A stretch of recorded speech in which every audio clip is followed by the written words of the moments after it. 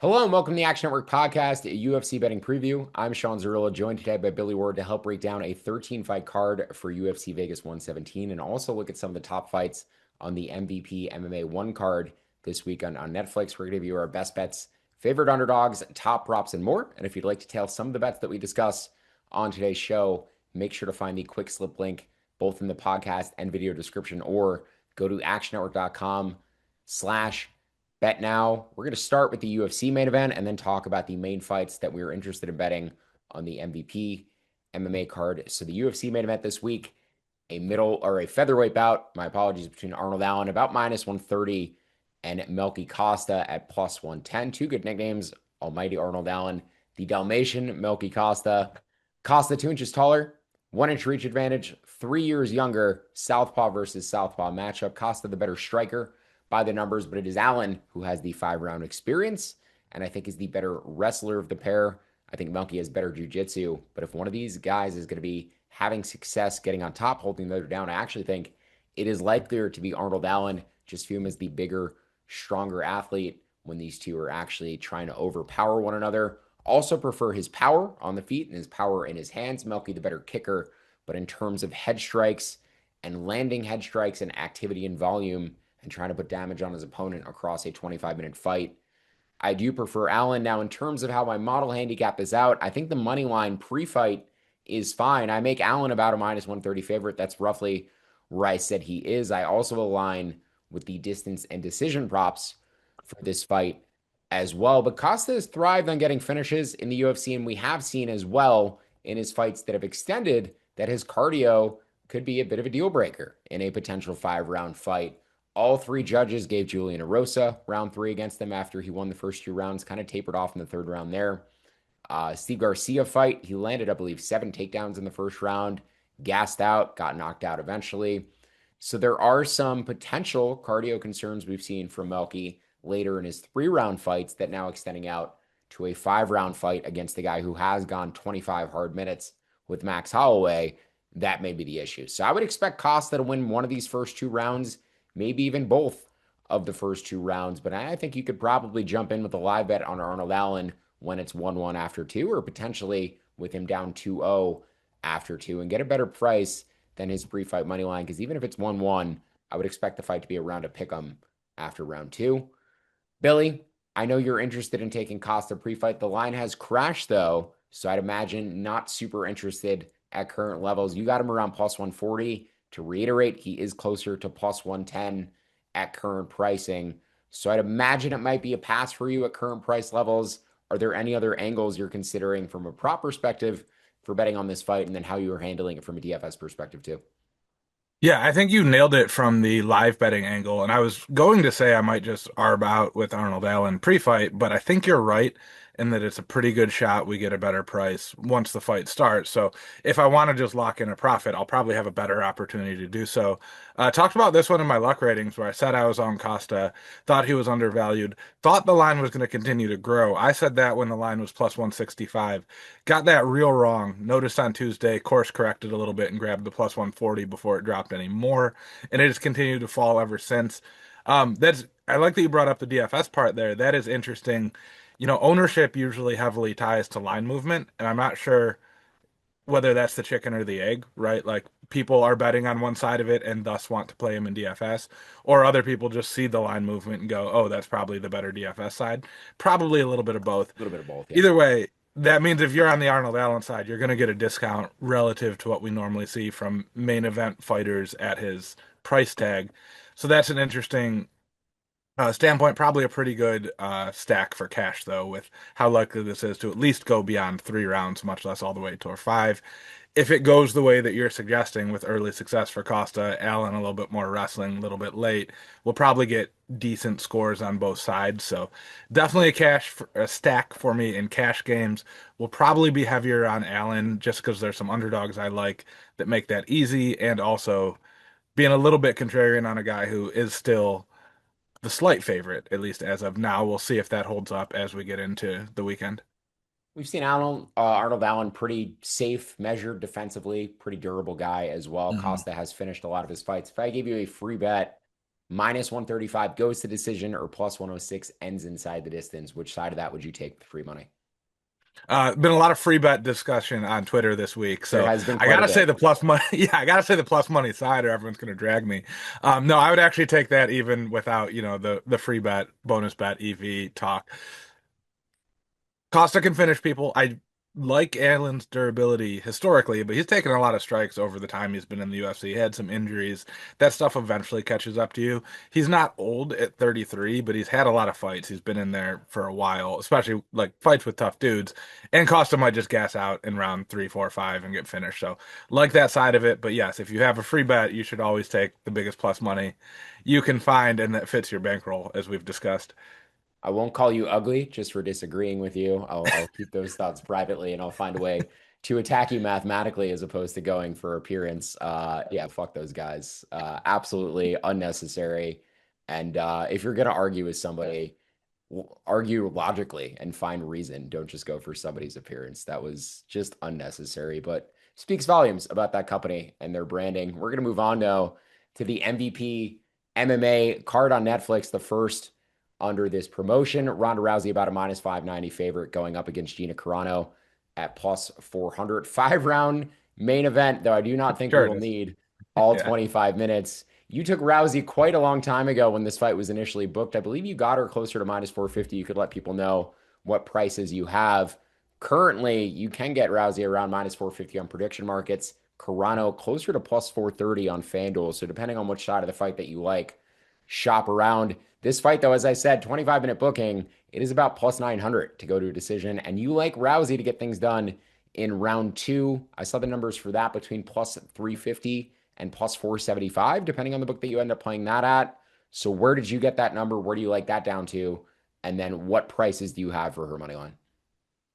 Yeah, so I went to pull up the tweet I made a while ago, just searched, my own account for Rousey. I tweeted, so the UFC signed Rousey and will promote women's fights. Nice, back in 2012. No mention of Ronda Rousey until March of this year, where I said 25% return over 2 months on Ronda Rousey might not come around again for another 20 years.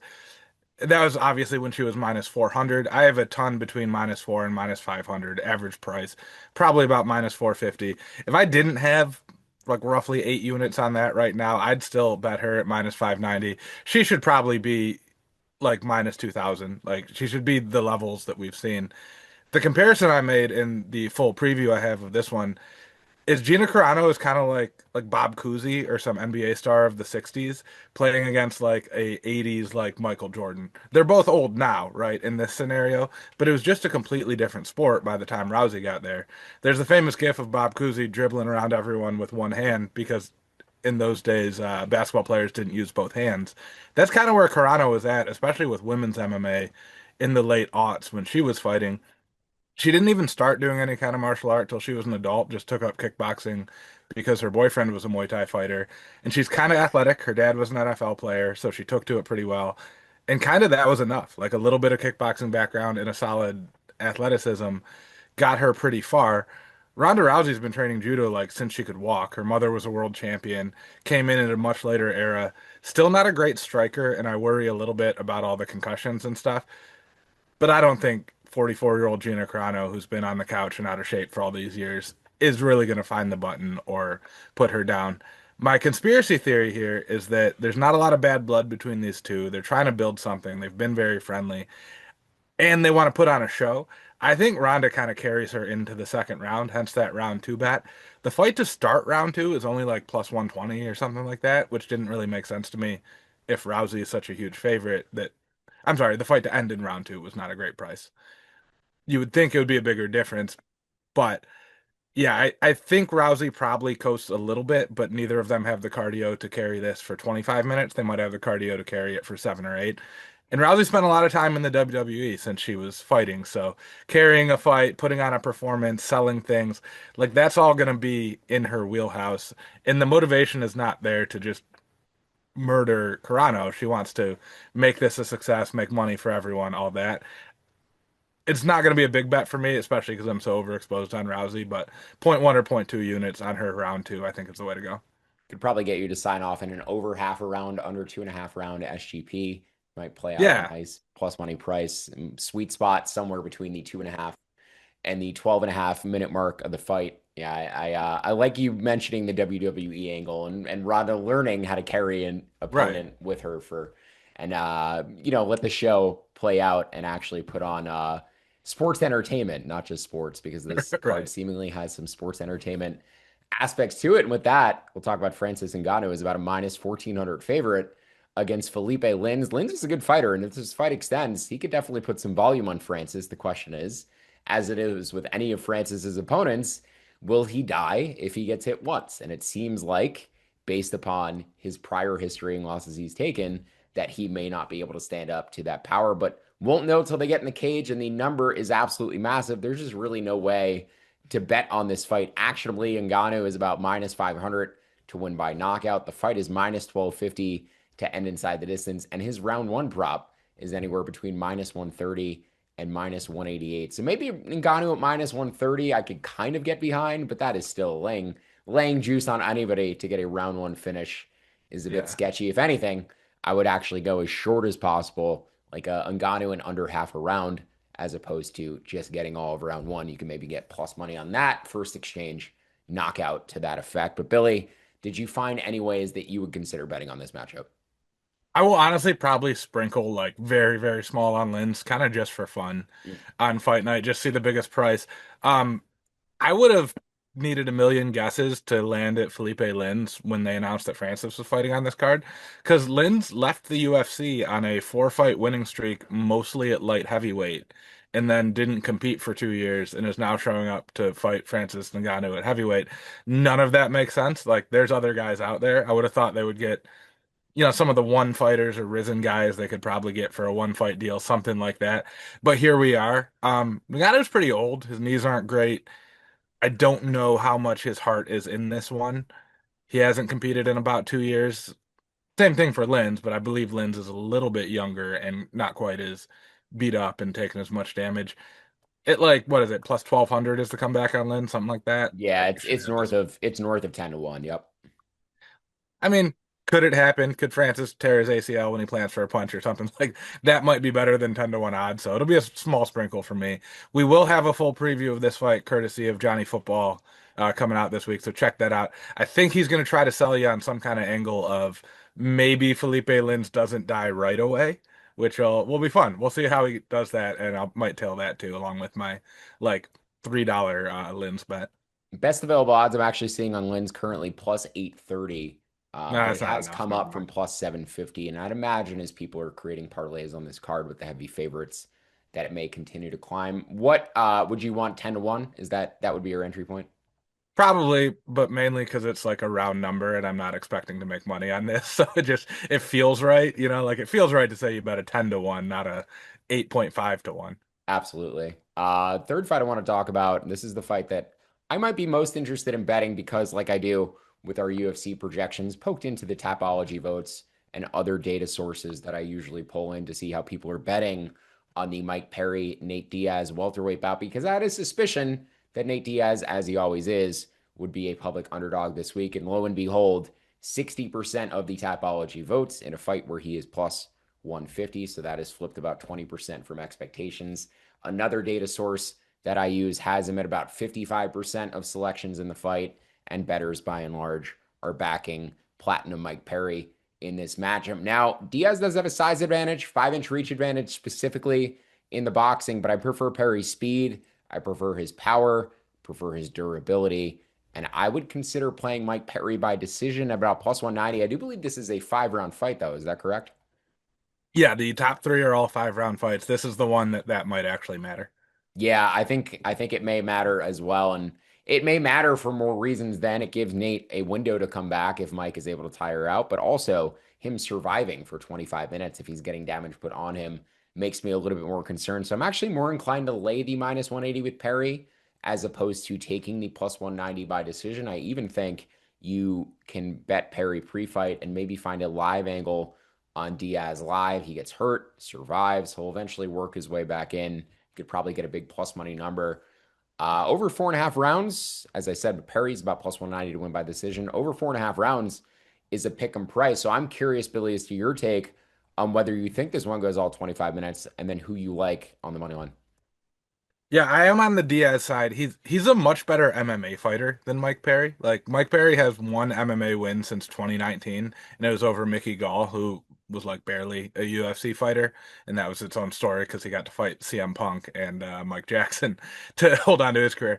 But with all that, he's a good striker. He's powerful. He's a better athlete than Diaz, especially at this point in this career. Mike Perry somehow only 34, which I would have been way off on. I feel like he's been kind of old and past his prime for Mhm.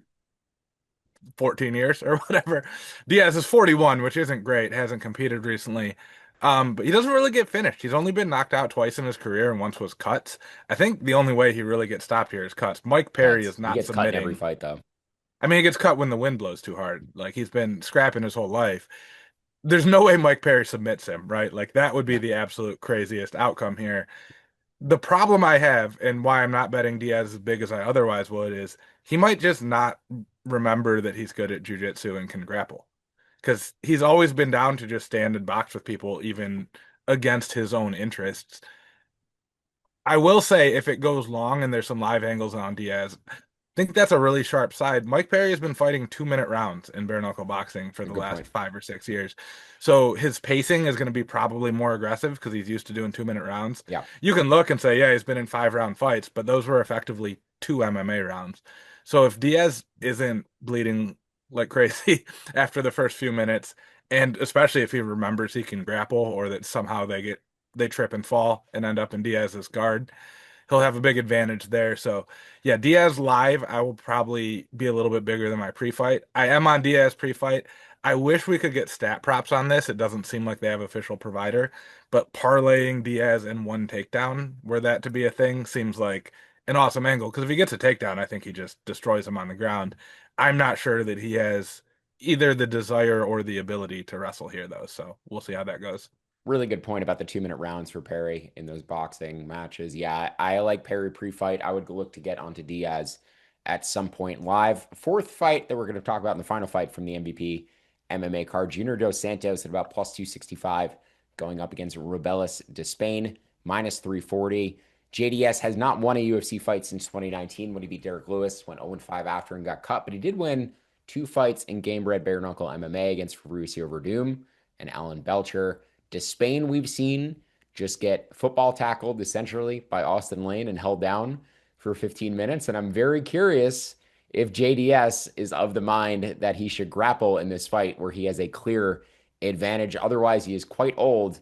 And the moment Despain connects with something, I do feel like he's going to get flatlined. Fight is minus 900 to end inside the distance, but I would prefer the JDS side at plus money. And as we transition to our top underdogs for this weekend, Billy, I know you do as well. So, what price did you get on JDS? Where do you like him down to? And how do you see this fight playing out? Yeah, I got JDS at plus 330 a couple days ago, posted about that in the Action Discord. Some of my fellow Michigan people were talking about organizing a trip out of state to get a plus 385 on JDS, which was available in Ohio, but not here. That's came down a little bit to what I believe is an appropriate line, but it's the exact same handicap as the Nate Diaz fight. If he remembers and chooses to grapple, he wins this so easily.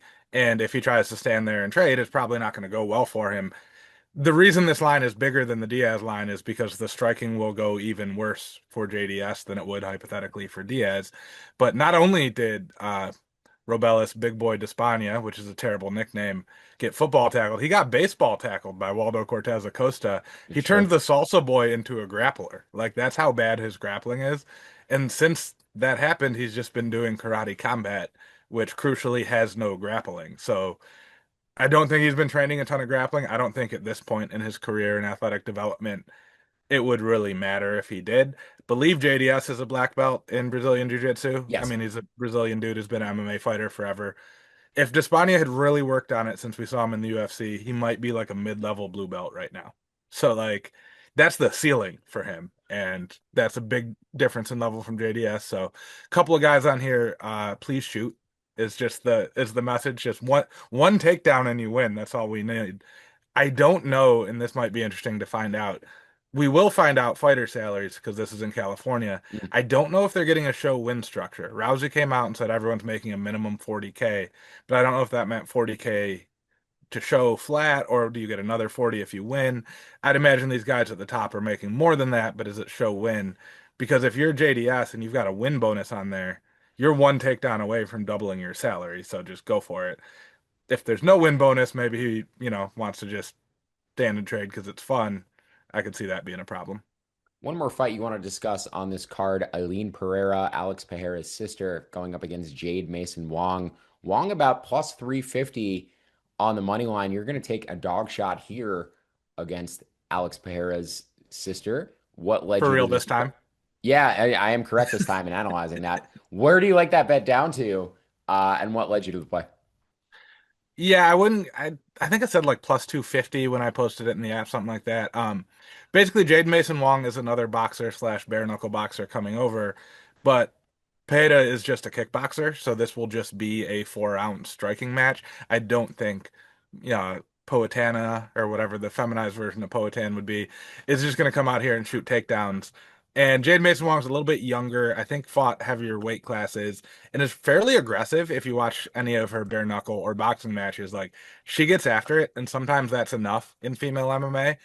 The other thing, you kind of always have to adjust for someone being the sibling or relative or whatever of a big name, that there's going to be some undue correction for that. The other thing I will say about Mason Wong, she's 3-2 in MMA, never fought in the UFC, but both of her losses are to future UFC Yes. fighters. So they're high level losses. Actually, she has a win. Corinne Laframboise fought in the UFC at some point, I believe, fellow Canadian. No, she fought on the Contender Series. She has a win over a Contender Series fighter, couple UFC level losses. She's not bad. She just realized she could make more money on Bare Knuckle FC and various social media platforms that she uses to blend together her income streams.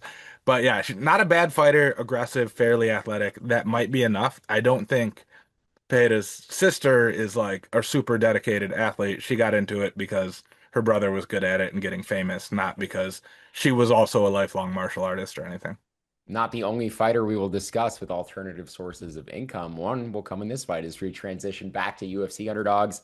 Elise Ardelian going up against Polyana Viana. Viana about plus 176.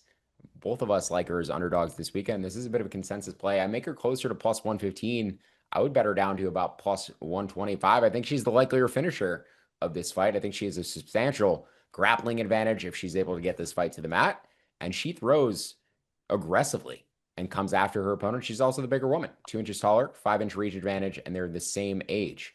Always thought Ardelian in the market a little bit overrated. I did think we bet on her and cashed a ticket one time, but against another very low level fighter.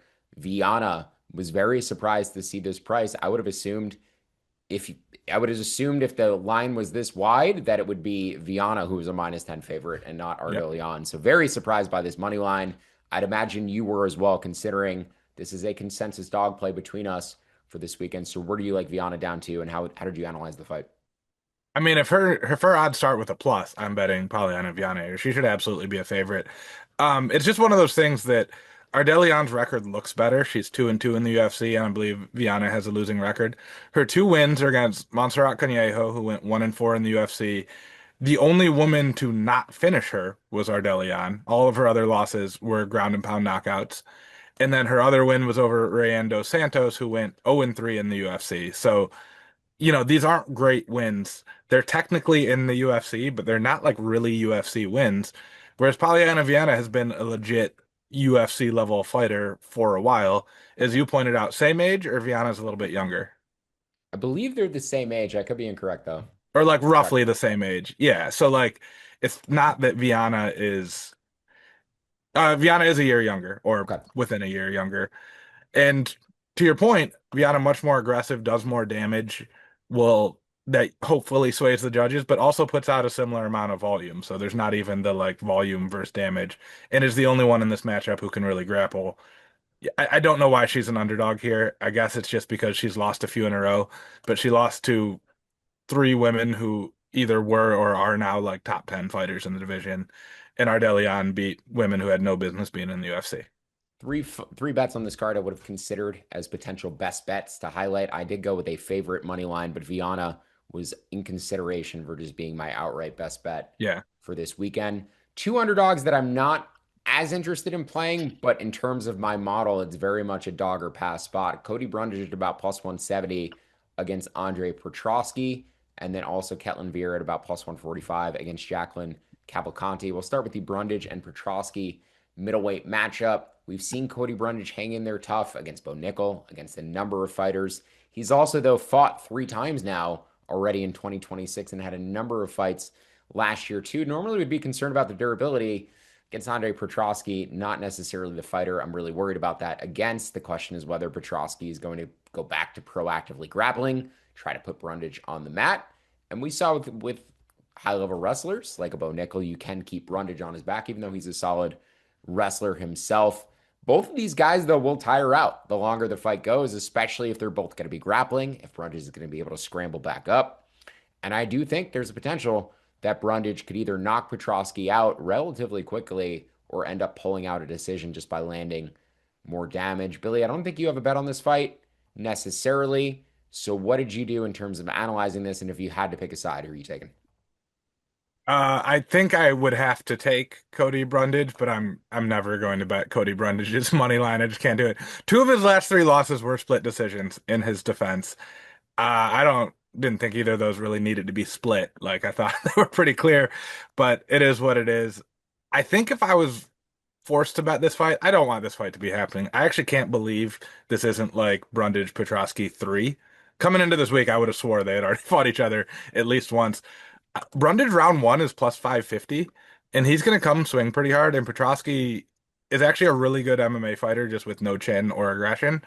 So if he gets hit early, he knocked himself out on Jacob Malkoun's hip. Like he can always be knocked out. And he got finished by Battle Giraffe last time as well.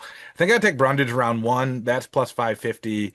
Brundage knockout is only like plus 250. I think the odds of him getting a second or third round knockout are a little bit higher than that would explain. Sorry, I'm not explaining that well, but I don't like the math on that one. I think the round one is just a much better price relative to the likelihood.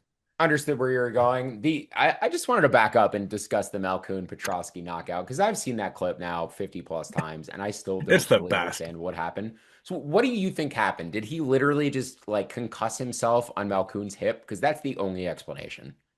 Yeah, no, I've done that, and everyone I know who grapples has banged their head pretty hard on someone else's hip, just never to the point of being knocked out from it. So, but I'm a much weaker and less explosive human being than Andre Petrosky. So you add all that force, and his chin isn't great. I guess. Probably not get a weird angle. And also, when you get hit for a punch, you're kind of braced and ready for it. You never expect to be knocked out by headbutting someone's hip. So when you do make that contact, and Malkoun's a good wrestler, so he's driving his hips forward. I see how it happens. I'd never seen it before. I don't know that I'll ever see it again. But again, big, really big, strong dude with not great chin. I guess that's how you get there. Malkoun also a good wrestler. Maybe he just has like extra strong hip bones because he has really muscular legs. Probably I mean, should have this is another. I'm going to get too in the weeds here, but people think the point of a sprawl is to throw your legs back so they can't grab them. The better wrestlers I've known have always said the point of a sprawl is to drive your hips forward and stop their momentum. And I've had wrestlers, make us do a drill where you stand against the wall and you pretty much just hump the wall as a way to practice, producing that power on a sprawl. But the first movement in a sprawl is hips forward, not legs back. So if Malkoun was really, thrusting aggressively at Petrosky's head while he also came in, that's a lot of force between the two sides. So yeah, a good wrestler might do that. He might have caught the cup even. I could see if Mm. he had the steel cup. Let's not get Joe Rogan too excited talking about Ty steel cups, but maybe that throws an extra force on there. I don't know. Other fight I mentioned is a potential underdog look before we get to Billy's underdog, who I'm going to co-sign as well. Ketlin Vieira about plus 145, as I mentioned, against Jacqueline Cavalcanti in the women's bantamweight division. Both are 5'8". Cavalcanti has a 2-inch reach advantage. She is 6 years younger as well. Vieira, a lot of fight experience. Do you think she's been slowing down in her more recent fights? Has also been outstruck in the majority of her fights, including getting outstruck in 7 of her 9 wins. The question is whether she can get on top of Cavalcanti, land takedowns, and end up controlling this fight. Pretty much everybody I've heard analyze this fight this week has said split, split, split either way. I actually didn't look at what the odds are for this fight to go to a split decision, but I do think, considering that analysis and also considering how I view the fight as well, I make Vieira about a plus 110 underdog. I think you have to take the plus 145 or pass on Ketlin Vieira here, despite the age gap between these two. Not a bet I would necessarily be in love with. Still one I'm not even sure if I'm going to play, but I am curious on your take here, Billy. Who do you like between Ketlin Vieira and Jacqueline Cavalcante, considering the pricing? Yeah, I actually looked into the split prop earlier in this week. It's plus 240 at DraftKings, which is insane. Like anything inside of plus 400, you can't bet. I'm staying away from this one.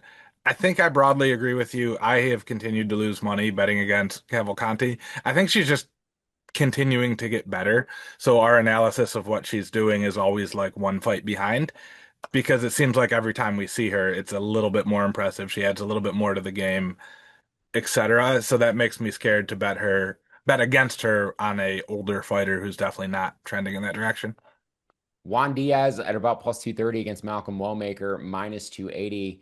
We're going to transition to the prop section in a minute, but this is the first fight that is going to border the two sections. Billy likes the underdog here. I like the over 2.5 rounds at about plus 120. They are correlated to one another because if Malcolm Wellmaker wins this fight, it is probably, or if he wins a big part of his win condition, not if he wins the fight, a big part of Malcolm Wellmaker's win condition is a quicker finish, or at least hurting Juan Diaz early, knocking him down, winning the first 2 rounds, and then potentially finishing with a more competitive third round. But I like the over 2.5 rounds here. I like Juan Diaz to survive Wellmaker early, make this fight competitive.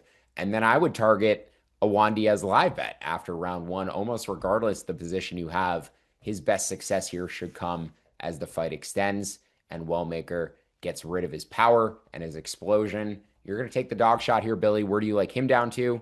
And what other thoughts do you have for this matchup? All right, I'm letting everyone behind the curtain here. I messed this up. I put Diaz at plus 175 in our underdogs. I meant Nathan Daniel Diaz, not That's Juan on me. Diaz. With that, no, it's not because with that said, I am betting Juan Diaz. I am taking his alternate point spread at plus 3.5, which gets you to plus 125.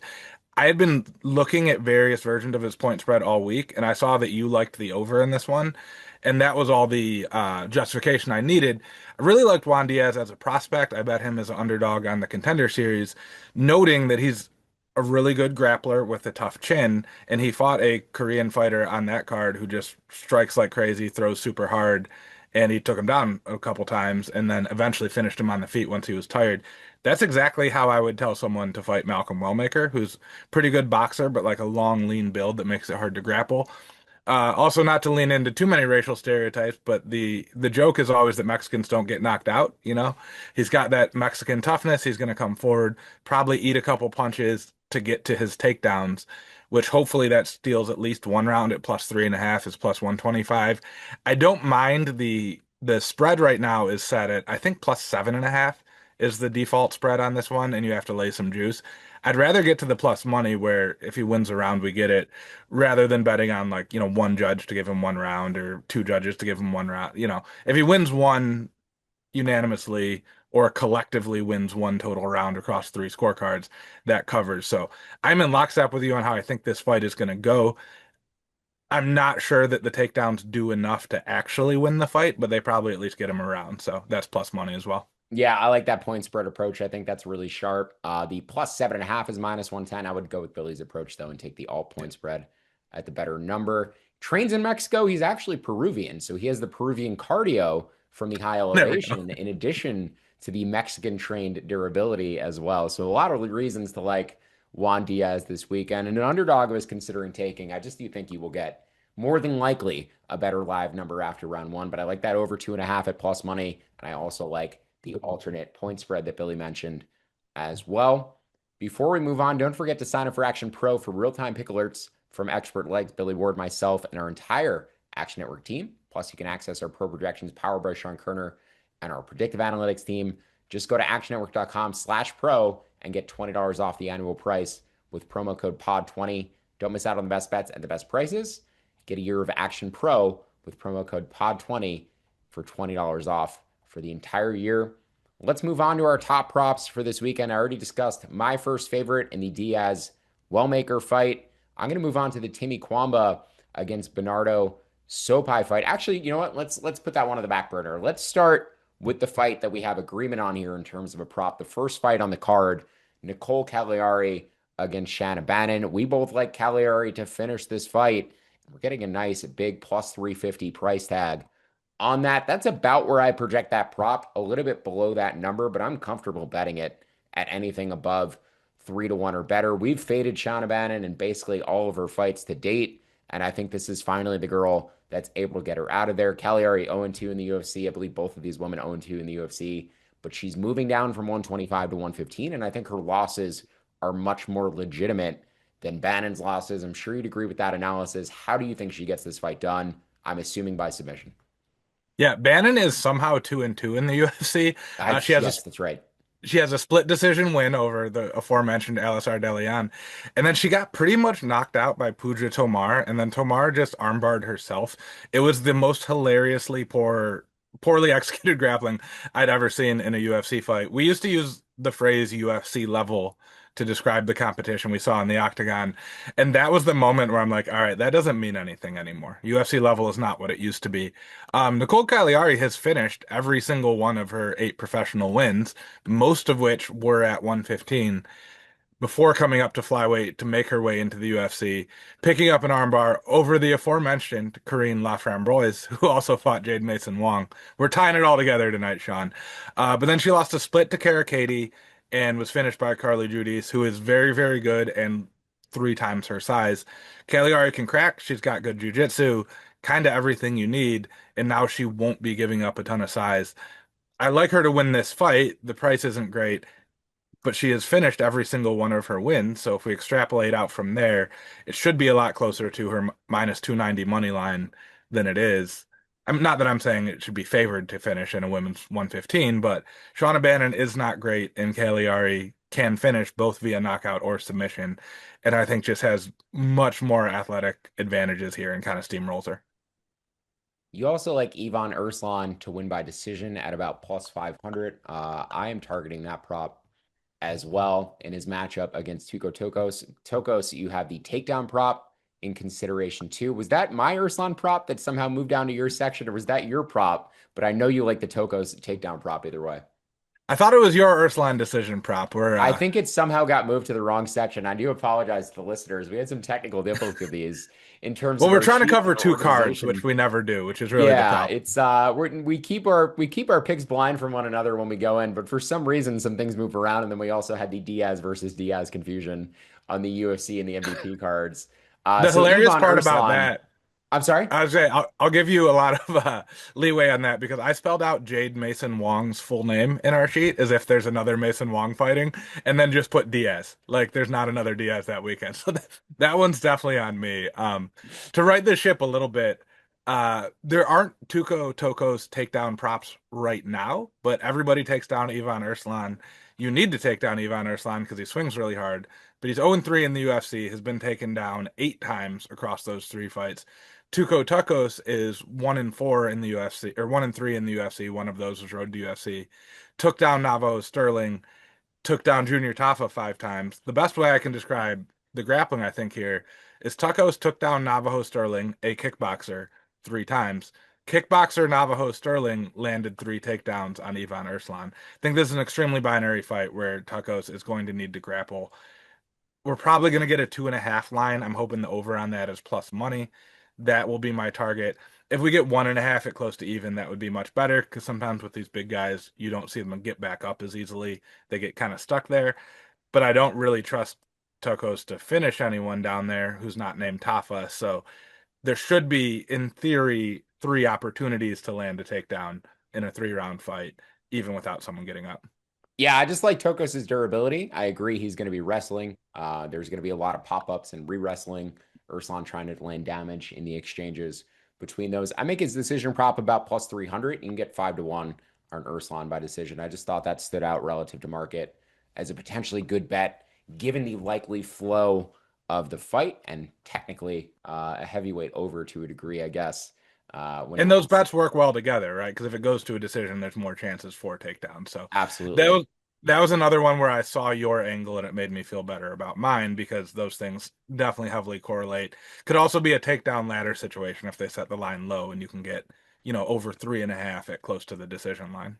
Let's go to a fight where we may potentially disagree. And if I was betting a side of the money line, I would absolutely be taking Bernardo Sopai. But I do think in the prop market, there is value on Timmy Kwamba to win by decision at about plus 260. I make that closer to plus 200. I just think it's a pretty big part of his win condition, but always worth noting Kwamba is from Vegas. And when he fights in the Apex, he has a lot of people there in support of him. Now, given the current structure of the Apex and how fans are allowed to come in for certain fights. Fighters limited in terms of who they can bring in. I don't know how many people are buying tickets in Timmy Kwamba's support to go actually support him. I think during Contender Series, he was able to get a lot more people in the building. But very interesting in that he's moving down here from 145 to 135. He's going to have a 5-inch reach advantage in this matchup. And he's good at using that jab and keeping guys at range. I think Sopai is the more well-rounded fighter. I think he's the much higher level prospect, but I do think he could struggle with the size of Timmy Kwamba. And I think the crowd in a potentially close decision could end up swaying the judges in his favor. Would not be the first time. So Kwamba, I make plus 185 to win by decision. You can get closer to plus 260. That would be the value way I bet the fight. But if I was just playing a money line, I would agree with your bet here on the favorite because I think Bernardo Sopai has more ways to win. So where do you like him to? He's currently around minus 155. Yeah, so I bet him at minus 160 earlier in the week, and I'll take another L on this one going the wrong way. You can get as low as minus 142 on Sopai. It continues to move towards Kwamba. Just think he's the better and more dynamic fighter. I don't love the weight cut for Timmy Kwamba. I didn't view him as a particularly small featherweight, so I'm not really sure what the deal is here. One of the things that you see happen when guys come down is that the durability becomes an issue, right? Because the last part of your body to refill the fluid stores is the cushioning around your brain.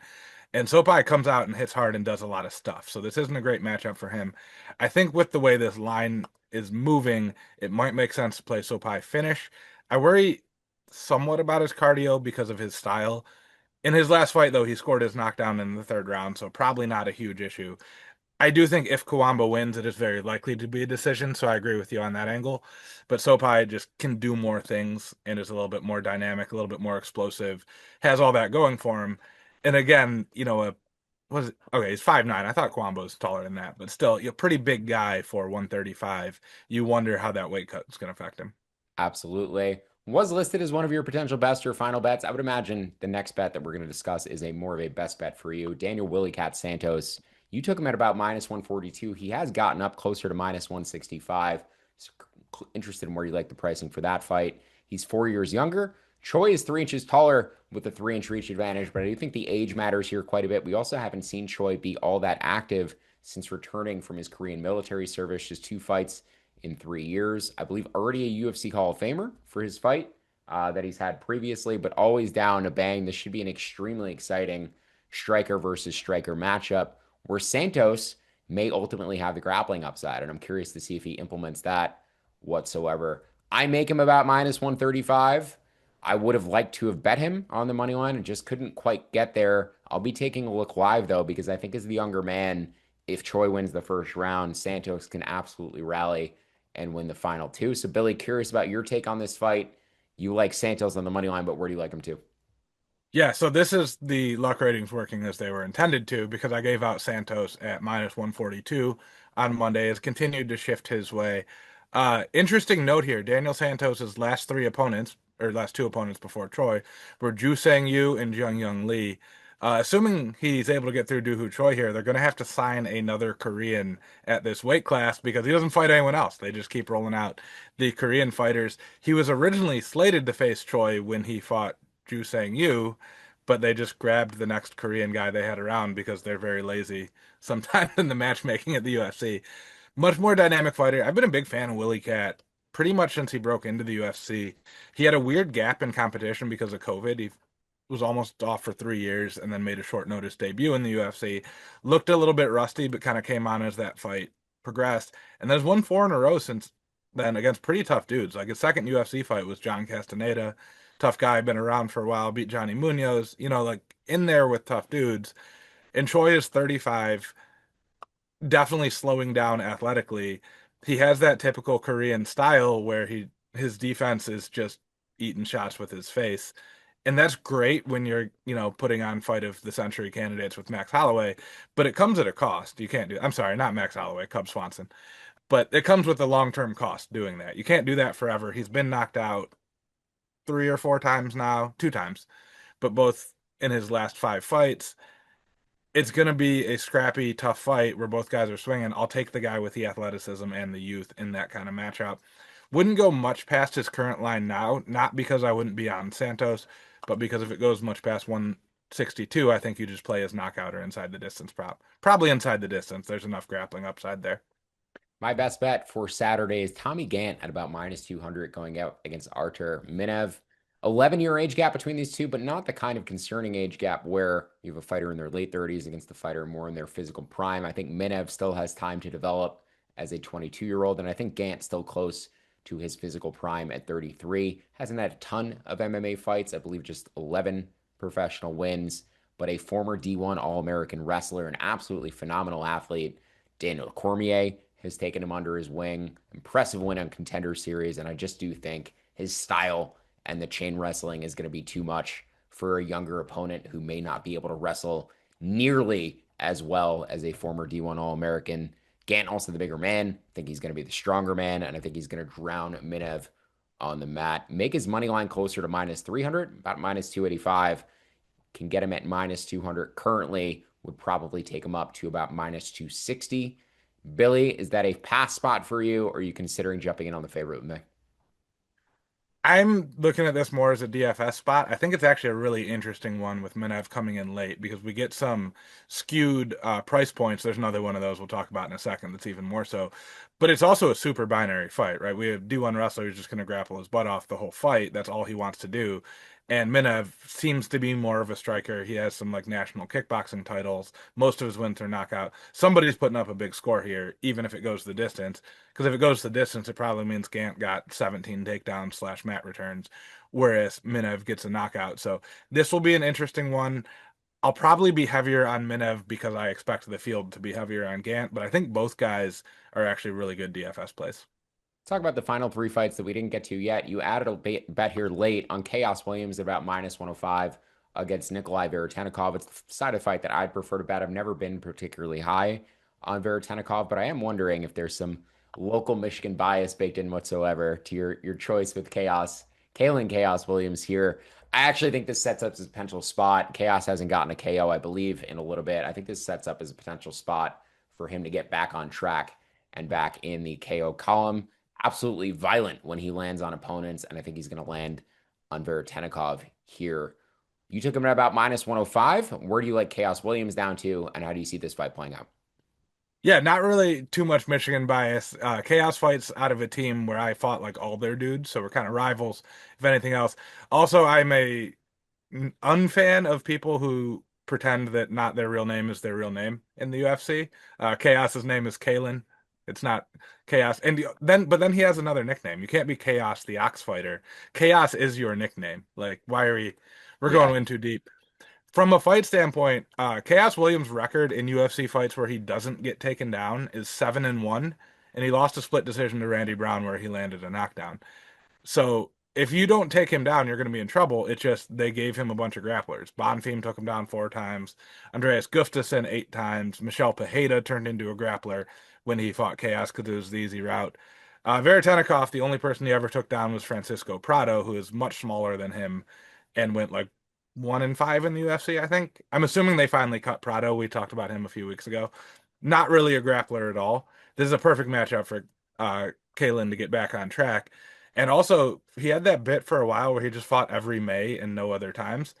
Back to fighting in May. So everything is looking up for the Ox fighter here. yeah, that Prado fight as well. Veretennikov actually got taken down more times than takedowns he landed. Right. Prado landed three, and Prado had like 67% of the control time in that And fight is as like well. 30 pounds lighter than him. Not Yeah, really, if but you're not gonna considering take like, if you're not gonna take down and control Chaos Williams, or at least be fast enough like a Randy Brown to dance on the outside of the octagon and kind of chip away at him, he's gonna land clean at some point and he's gonna right. hurt you. So I'll take Chaos Williams with you as well. I'll probably be using him decently in DFS too, because I think a knockout is a pretty decent part of his win condition. Daniel Perez at about plus 126 against Luis Garule at minus 145. Perez, a very popular public underdog selection this week. However, when I also weighed in the betting percentages as well, I essentially align with the money line for this fight. I make Perez plus 135. Again, you can get him at plus 125. So no bet for me here. If this ended up coming down further and I got Garuli at minus 125, I would have to consider jumping in. One angle I did consider here, though, is Perez to win round one or to win in round one.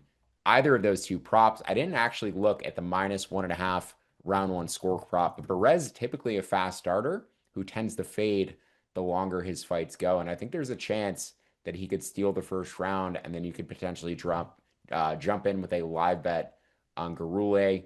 At my books currently, I'm not seeing that round one line available, but we'll keep a look at that or keep an eye on that and take a look on Friday. And as we get closer to fight time, Perez, 37 years old, part of the reason why I think he may fade later in the fight. Billy, do you have any angles here? Interested in that live bet at all? How'd you break this one down? You were looking at the Perez side for the round one money line. Perez round one and then Garule live. Yep.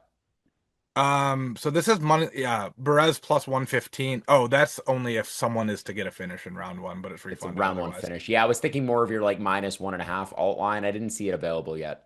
Yeah, a lot of I think because the people that set MMA lines are also doing double duty this week with the MVP That's cards. true. We're a little bit behind on some of those props. I've got nothing on this fight. It's hard to care when we've got a bunch of fun freak show fights over on Netflix starting right around the time of this card. So, yeah, not much interest for me. Doesn't seem like a great DFS fight. It's about minus 130 to go to a decision, which, fine, but yeah, there's better options, and the salaries are even enough that you can't just coast by on a kind of a lower Before we level jump off, decision and any make of the the other outcome. MVP MMA fights that you would want to discuss?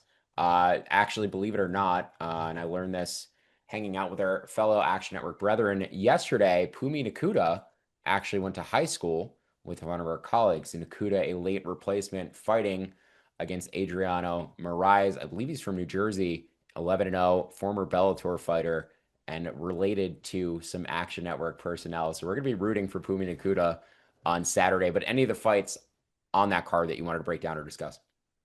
I'm actually really excited about that fight. He's a Sarah Longo guy. Yes. It's kind of just another Aljo Marab type. Haven't watched him fight a ton, but seems to be a really high level prospect. Took this fight on very short notice. It was supposed to be Muhammad Makayev versus Adriano Moraes, but Makayev couldn't get the visa or something like that. I don't know the full story. So that is interesting. So I'm gonna give full credit to Jed Meshew over at MMA Fighting, but Chris Avila, who opens the MVP card, and who is it on the UFC card? Somebody on the UFC card. I The believe. Bannon fight is first fight on the UFC card. No, there's another fight on the UFC card where both that guy and Chris Avila have wins over a fighter named John Kennedy, and he's calling it the Lee Harvey Oswald parlay, which I found hilarious. So I just wanted to shout that out. Chris Avila is a huge underdog, so you probably don't need to throw him in a parlay. Chris Avila is on the card because he is Nate Diaz's very good friend, not because he's good at UFC fighting. But yeah, fun card. We didn't mention Modestas Bukauskas versus Oh, whoever yes. Yeah, my Edwards. apologies. Modestas Bukauskas at about minus 335 going up against Christian Edwards. Edwards, a late replacement for, I believe, Rodolfo Bellato. I actually show slight value on Edwards here. I'd make him closer to plus 250, but given the short notice angle, Yeah. I'm not super interested in betting on it. What did you see in this fight? Also taking place at a catch weight. I believe it's going to be at 215 instead of 205. Yeah, Modestas Bukauskas is priced in DFS as if he were the minus 130 favorite he was against Bellato, but is now, north of minus 300. So that is pretty much a free square. Everyone else is going to be on it too. My advice in those, if you're not going to be on Bukauskas, you might as well just play the other guy at super cheap because you're getting double the leverage. Not only are all the Bukauskas lineups not getting the points, but those lineups aren't playing the underdog. So that's the only thing I had to say about that. I did not break down any tape on Edwards. I want to believe he is the third brother of Leon and Fabian, but I'm pretty sure that's not true because he was born in like Oklahoma, not Manchester. So in my head, he is. He's the third Giant Edwards brother. We can't disprove it. We're Right. going to leave it there and assume that he is. And that'll do it for our UFC betting preview for this week. You can find more UFC betting content for both Billy and myself and the rest of our colleagues, including Jan Chom and Johnny Football on actionnetwork.com. If you'd like to instantly tell some of the bets that we discussed on today's show, look for the quick slip link in the podcast in the video description, or visit actionnetwork.com/bet now. Don't forget to download the free award-winning Action Network app and sign up for Action Pro for immediate access to expert picks and analysis. Best of luck with all your bets this weekend. Enjoy the violence. Thank you for listening. We'll see you back here next week on the Action Network podcast.